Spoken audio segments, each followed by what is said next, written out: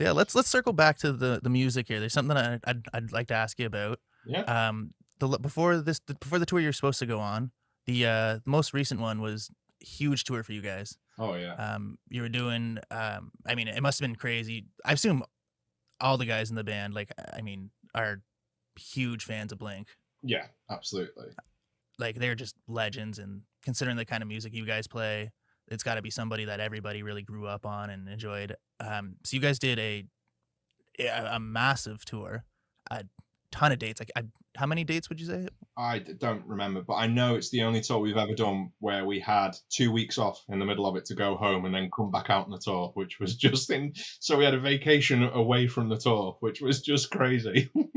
That's never happened before. Amazing. So it was a North American tour with Blink 182 and Lil Wayne. Like, I just even know. just saying that is crazy, right? Oh, dude, I remember we were looping back to the shop. Me and Ben were sat in the shop, at the tattoo shop, and then we both got the email through, and everyone was tattooing, and then we just kind of looked over at each other and were like,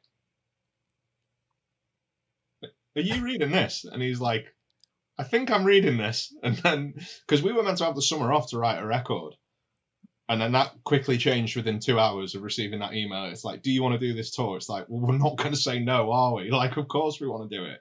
Absolutely. So yeah, it was such a good experience. Like Blink and all their crew were like the nicest people.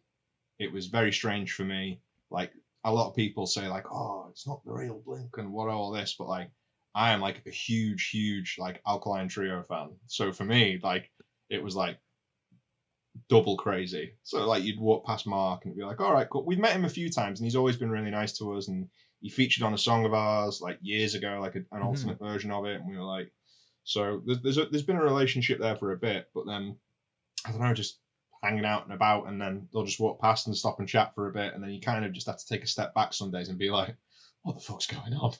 And like, or just being there, it's like, oh, that's just Lil Wayne just walking past there, and here's So me stood in crazy. line for food, and there he is, off he goes. It was just mental. You guys had played with Blink before, right? Yeah, we played in what year would that been? It would have been 2014. We played their last show with Tom in London. So we might be the reason that they broke up. They went, fuck, we can't catch them. They are so good. We're gonna have to pack it in, boys.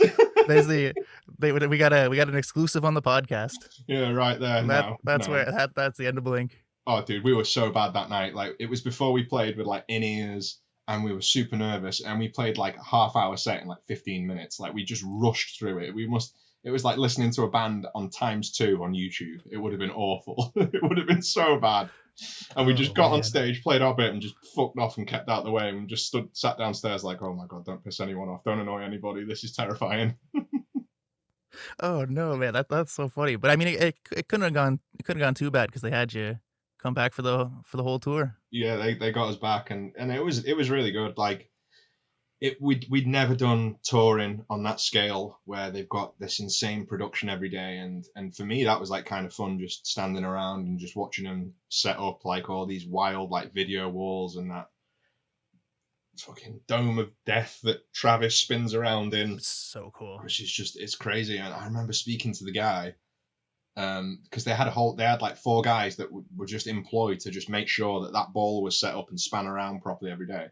And then it would be some days it'd be like, what's your turn to go in the ball today? So we watched our drum tech do it one day, and then other crew members got in. I was like, I'm not fucking getting in that, no way.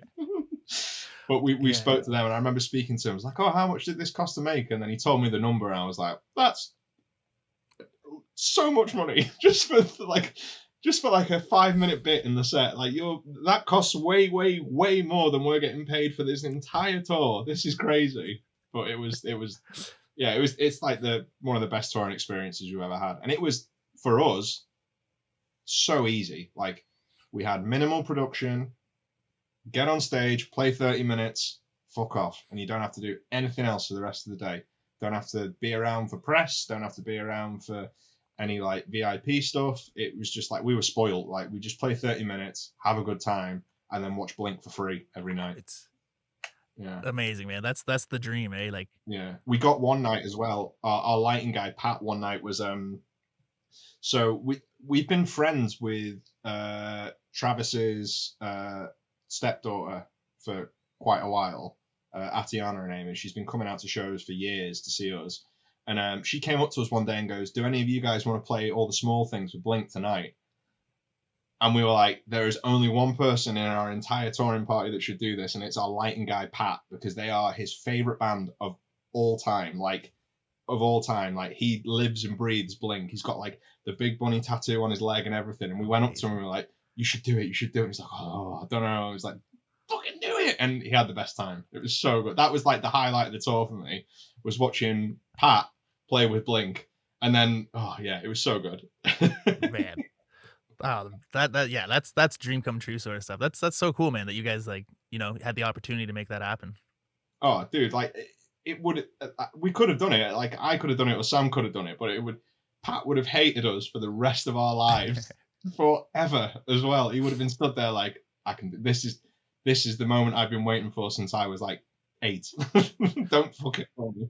It would have been like if Pat got to walk out with Shinsuke. Oh, dude, yeah, I'd never forgive him.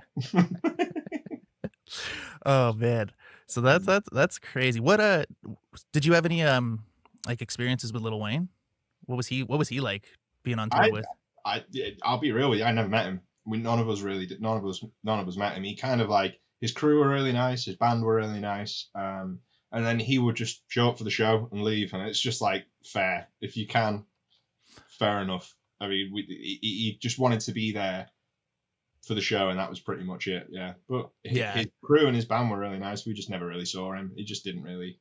When you're that famous, I think that you don't really hang around in an amphitheater in the middle of fucking nowhere all day if you don't have to. Just very in, out. Yeah. Yeah, literally. Yeah, he would just come on, get handed his mic, do his thing, see ya, gone. Oh man, you guys had some really cool interactions with Blink. I know there's a video of Danny getting his drum stolen online. Oh yeah, that was I think that must have been the last show, yeah, which was funny. It was just, yeah, I can't remember what we did. I don't think we did anything to fuck with them, because we were kind of like, this isn't our place. This is not the spot to be doing. We can't like run out during their set where there's all this pyro coming off and yeah, whatever. But yeah, we didn't know it was happening, and we just stood there and we're like, this is sick. This is really cool. And then that night, Ben got to sing "Going Away to College" with them on stage, which was sick. And then as soon as he finished, because the show was in, I'm going to get it wrong. I think the show was in LA. It was in LA. So when the show finished, after Ben came off stage, I was with him and he was buzzing like, yeah. And there was like all these people backstage. Fucking Nate Diaz walked past, the UFC fighter. Whoa, of course, yeah. And then as we were walking back, Ben just goes, fucking Nate Diaz. And he's like, all right, boys. And we were like, what's going on? Man, what a cool thing, right? Just from, yeah. And we're just there we were there the whole time. Like, why are we here? Like, this is so crazy. It's crazy. Yeah, from putting some pop punk songs on Tumblr, right? Like, literally. That's kind, and it's all just spiral. That's so cool, man.